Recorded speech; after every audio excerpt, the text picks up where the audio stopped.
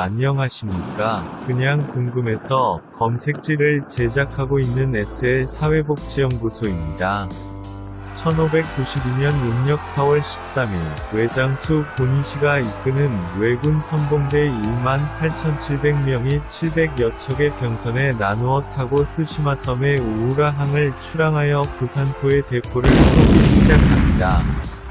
그리고 곧 후속 부대가 도착한 왜군의 총병력은 약 20여만 명에 이르는 대병력이었죠.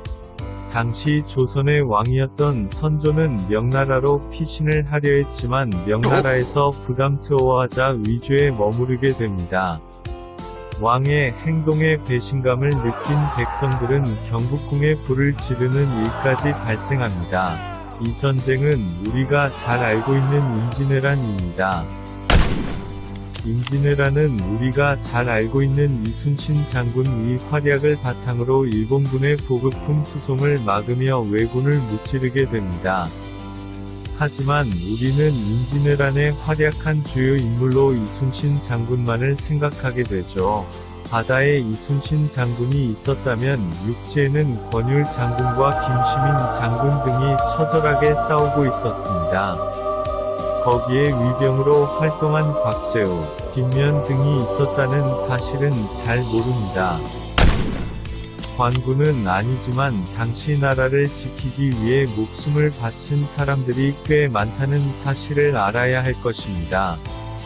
왜군 장수를 껴안고 자신의 목숨을 바친 한 여인도 있습니다.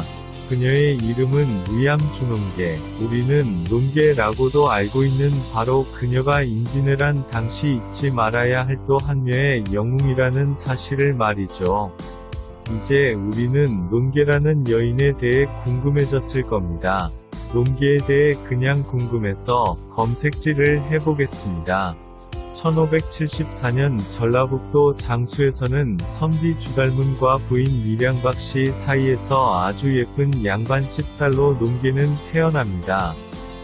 주달문은 아들이 있었으나 15살 되던 해에 괴질로 죽고 슬퍼하다가 그의 나이 40살이 되어 얻은 딸이었기에 애착을 많이 가지게 됩니다. 양반집 귀한 딸이었으나 일생에 대한 기록을 찾아보면 그녀는 그리 평탄한 삶을 살지는 못했습니다. 1578년 그녀의 아버지 주달문이 죽자 숙부였던 주달무가 그녀의 집을 관리하게 되었으나 숙부가 겨우 50석의 김부호의 집에 민며느리로 강제 혼인시키려 했죠.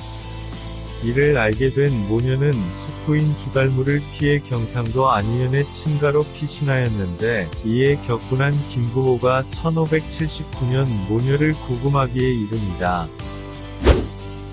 당시 전국 장수의 현감이었던 충의봉 최경회는 모녀의 억울함을 알고 모녀를 석방시켜 주었습니다. 그런 뒤 오갈 데가 없었던 모녀를 자신의 집에 머물게 하면서 최경회와 논계의 관계는 시작됩니다. 논계가 성인이 되자 최경회는 그녀를 자신의 후처로 맞았고 둘은 애틋한 관계로 발전하게 됩니다. 1592년 임진왜란이 일어나자 최경회가 전라우도의 위병장으로 위병을 모집하고 병사를 훈련시키며 왜군과 대치하게 되었죠. 그로부터 약 1년 뒤 최경회가 경상우도 병마절도사로 임명되어 동행하였으나 진주성이 왜군에 의해 함락되고 최경회가 순국하게 되는 일이 벌어집니다. 논계는 크게 분개하였고 결심을 하기에 이릅니다. 자신의 지아비를 죽인 왜군의 장수에게 관기로 접근하여 함께 죽기를 말이죠.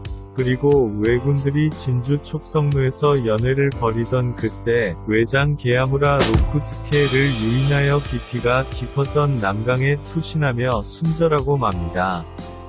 지금까지의 이야기는 1621년 삼도순환어사였던 유몽인이란 사람이 사람들에게 들은 이야기를 편찬한 어휘야담에 기록된 내용들입니다. 왜 사람들은 논계의 이야기를 약 30년이나 지난 후에야 기록으로 남겼을까요? 사실 유몽인은 논계에 대한 이야기를 그보다 앞서 전해 들었습니다. 임진왜란이 한창 벌어지던 1594년 유몽이는 피해 상황을 살피기 위해 진주로 향하게 됩니다. 그리고 그곳에서 논개와 관련된 이야기를 듣게 되죠. 유인몽은 논개가 그동안 광기라는 직업으로 잘못 알려지면서 당시 하천한 직업을 가진 자에 대한 기록에 무색했던 문화 때문에 알려지지 않았던 것이란 사실에 안타까워했습니다.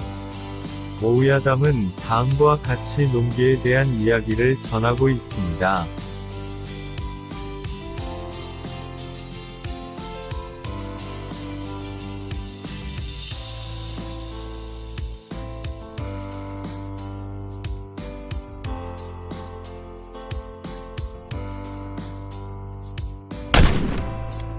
위암 준홍계, 그녀의 죽음은 헛되지 않았으며 자신의 지아비를 죽인 외장에게 복수를 하며 왜군의 지휘권을 붕괴시켰고 왜군을 무찌를 수 있는 시발점을 주었습니다. 잘못된 기록과 정보로 그녀의 업적은 자세하게 기록되지 않았으나 외란에 맞서 싸운 우리나라의 주요 위인이라 말할 수 있습니다. 이제 우리는 그녀에 대해 재평가와 높은 관심으로 외란에도 굴하지 않고 목숨을 아끼지 않았던 모습을 본받으면 어떨까요? 본 영상은 SL 사회복지연구소에서 제작하였으며 도움이 되셨다면 좋아요와 구독하기를 눌러주세요. 감사합니다.